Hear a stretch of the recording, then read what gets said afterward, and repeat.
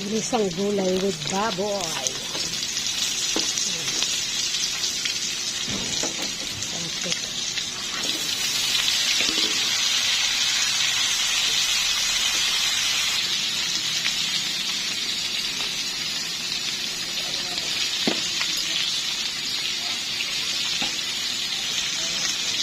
Hindi natin nawasa.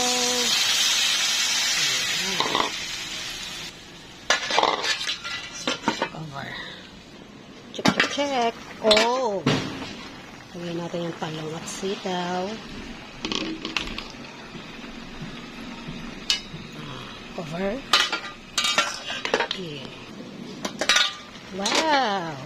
Hindi po ito pakbet, guys, ha? Mukha lang siyang pakbet, pero hindi siya pakbet.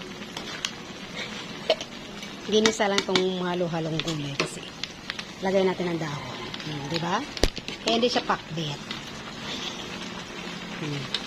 Lahat ng gulay namin pinaghalo ko na dito para maging perfect. Check, check, check. Wow! Oh, okay na. Luto na, guys. Perfect.